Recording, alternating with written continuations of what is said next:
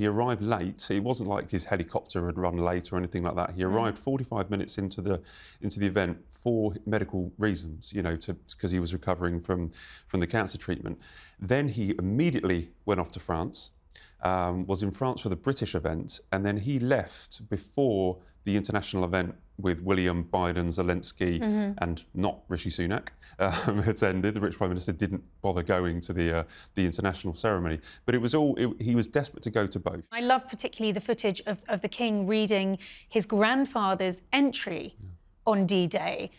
You know, the day that Britain and the Allies stormed the northern coast of France. And, you know, when you see a historical document like that and to hear Charles reading from it, I think it's really powerful, it's really poignant. And I think, you know, you were lucky, really lucky, Matt, to be over there in Normandy. I would have loved to have been over there to have witnessed it. But over here in Britain, there's been a real support for these commemorations, you know, to mark 80 years since those D-Day landings.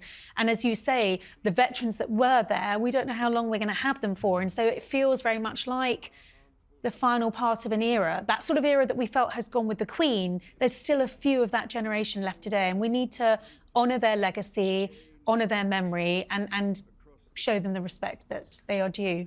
Well, the King completely did that, because obviously he did Portsmouth, and then he went to Normandy for the British ceremony. Yep. And Prince William attended the World Leaders event. There were some eyebrows about William going to the World Leaders event. I can tell you my understanding. You'll be able to read this in The Sun.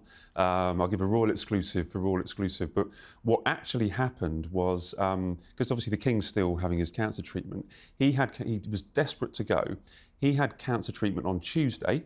He was at a London hospital in good spirits. He was with his doctor and with his staff. He'd gone into a hospital for the cancer treatment, but he was so keen to get to both events. They carefully calibrated the Portsmouth event. They took 45 minutes off it, so he arrived late. It wasn't like his helicopter had run late or anything like that. He arrived 45 minutes into the event for medical reasons, you know, because he was recovering from the cancer treatment.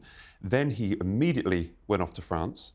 Was in France for the British event, and then he left before the international event with William, Biden, Zelensky, and not Rishi Sunak attended. The British Prime Minister didn't bother going to the international ceremony. But it was he was desperate to go to both.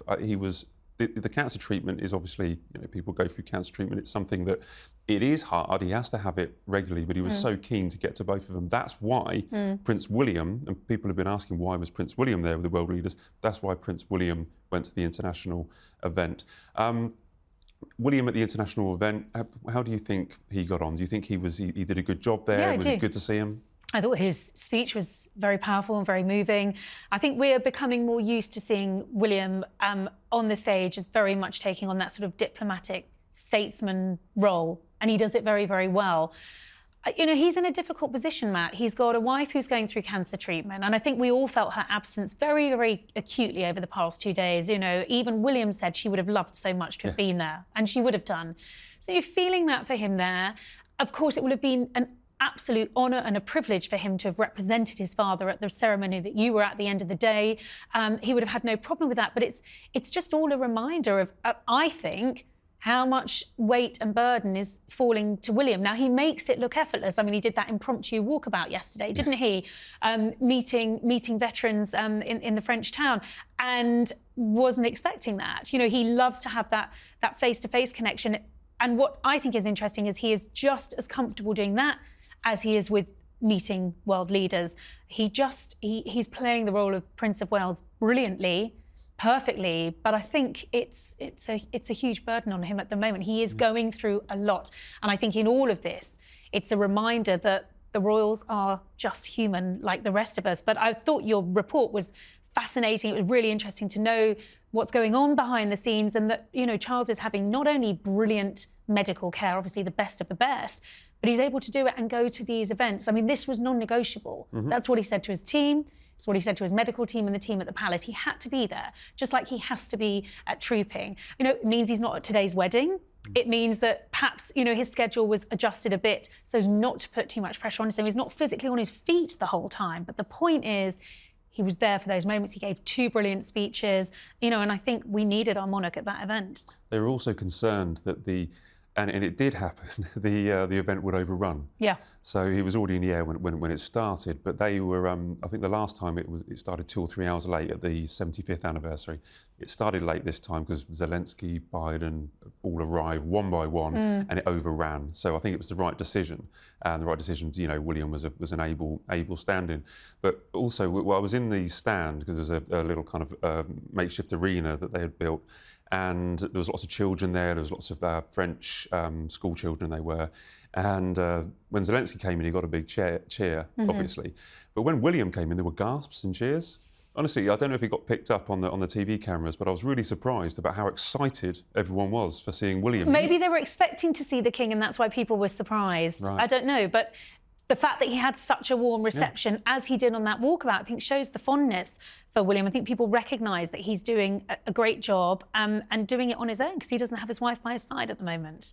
Well, you point out that he doesn't have the Princess of Wales by his side, and I say we always, wish her the best on the show and come back when you're ready. Do you know what I mean? Whenever and no pressure from anyone for her to come back. But you've done a story, royal correspondent at Vanity Fair. You've written a story this week. What can you tell us about it? It was about I think you think that she's turned a corner. Yes, I've been told by sources very close to the Princess of Wales that she had struggled with the treatment initially. I mean, it's preventative chemotherapy. It's not a pleasant thing. No one wants to have this. Off the back of major surgery. A pretty long recovery period, and then she has to go through the treatment.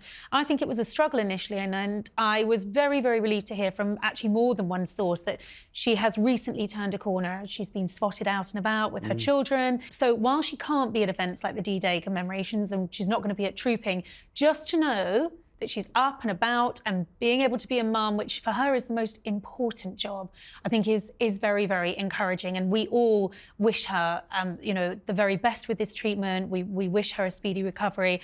And there was a story, I don't know if you've spoken about this on the show before, but I think it was a story in one of the US websites or in one of the US magazines that she's not going to be returning to work in the same capacity again. I really think this is not the case. Everything I hear is that she will be back to work. She's coming back 100% to pick up as the Princess of Wales and do the great work she was doing before. It will just be in her time when she's ready and, crucially, when she gets the sign-off from her medical team.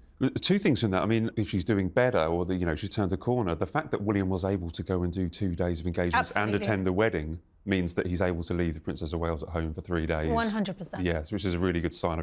You made me think of that. That's a really positive Yeah, if she wasn't signal. well, he would probably be, and he has pulled out of events, as we know before. So I think it's all very, very encouraging.